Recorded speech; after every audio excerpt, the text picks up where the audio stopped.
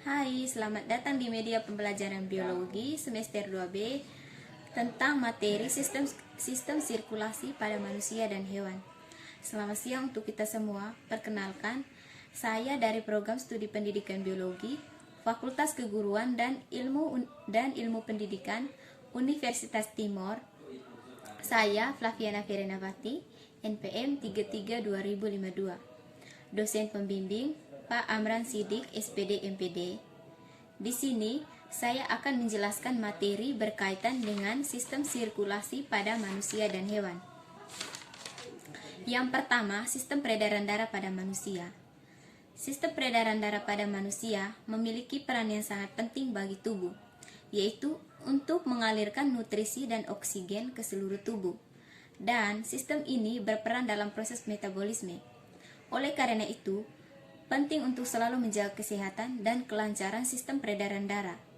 Sistem peredaran darah pada manusia memiliki beberapa fungsi, di antaranya yang pertama, mengeluarkan sisa proses metabolisme, yang kedua, menyalurkan hormon ke seluruh tubuh, yang ketiga, menjaga suhu tubuh tetap stabil, yang keempat, mempertahankan sistem organ di dalam tubuh, dan yang kelima, mendukung proses pemulihan luka. Sistem peredaran darah pada manusia tersusun atas, yang pertama jantung. Jantung berfungsi untuk memompa darah ke seluruh tubuh. Di dalam jantung terdapat 4 ruang yang terbagi menjadi 2 bilik dan 2 serambi. Serambi dan bilik kiri jantung berisi darah bersih yang kaya oksigen, sedangkan bilik dan serambi kanan berisi darah kotor. Yang kedua, pembuluh darah. Pembuluh darah berfungsi untuk mengedarkan darah dari jantung ke berbagai organ dan jaringan tubuh. Ada 2 jenis pembuluh darah di dalam tubuh. Yang pertama, arteri. Berfungsi membawa darah yang kaya akan oksigen dari jantung melalui seluruh jaringan dan organ tubuh. Yang kedua, vena, yang berfungsi untuk membawa darah dari seluruh jaringan dan organ tubuh untuk kembali ke jantung. Yang ketiga adalah darah. Darah berperan sebagai pembuluh nutrisi, oksigen, hormon, dan antibodi ke seluruh tubuh. Darah manusia terdiri atas beberapa bagian. Yang pertama, plasma darah, yang merupakan cairan berwarna kuning yang mengandung berbagai zat penting seperti hormon dan protein. Yang kedua, sel darah merah atau eritrosit, yang berfungsi sebagai pembawa oksigen dan karbon dioksida. Yang ketiga, sel darah putih atau leukosit adalah komponen utama dari sistem kekebalan tubuh. Sel ini berfungsi untuk mendeteksi keberadaan benda asing yang berbahaya, seperti zat beracun dan kuman. Dan yang keempat, keping darah atau trombosit, untuk menunjang proses pembekuan darah saat terjadi luka. Yang berikut adalah gangguan pada sistem peredaran darah. Macam-macam penyakit yang dapat terjadi pada sistem peredaran darah. Yang pertama, hipertensi atau tekanan darah tinggi. Yang kedua, sumbatan pembuluh darah arteri. Yang ketiga, penyakit jantung koroner. Dan yang terakhir, gagal jantung.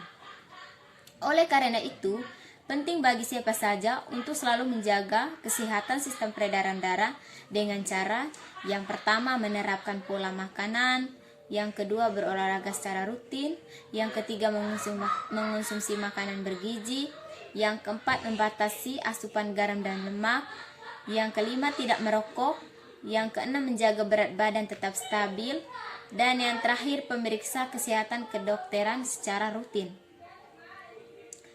Yang pertama tadi sistem sirkulasi pada manusia, yang berikutnya adalah sistem sirkulasi pada hewan.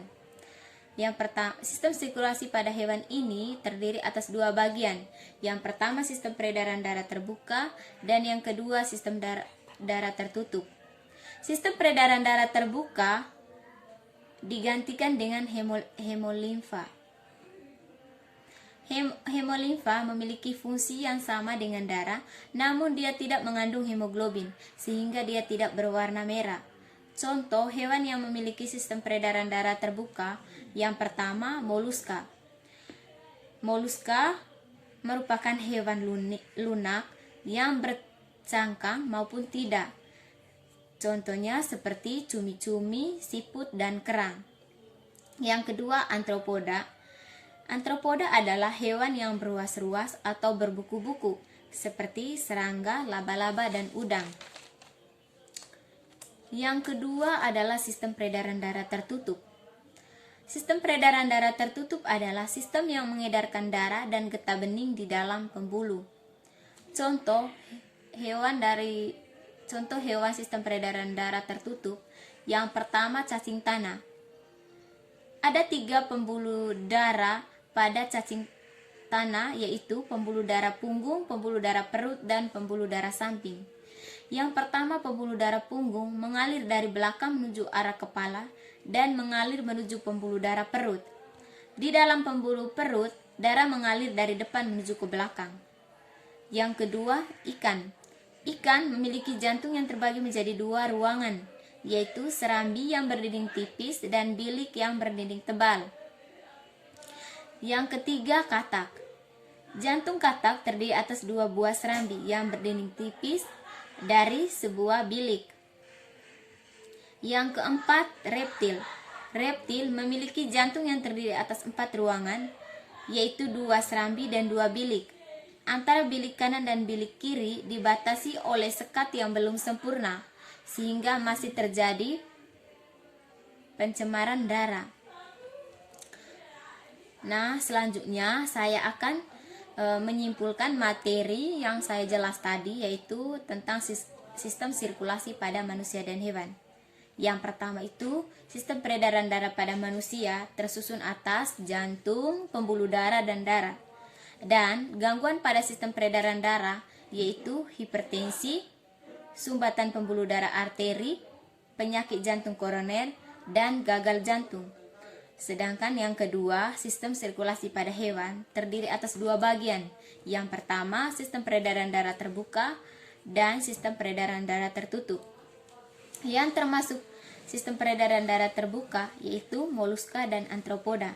Sedangkan pada sistem peredaran darah tertutup terdiri dari cacing tanah, ikan, katak, dan reptil. Sekian dan terima kasih.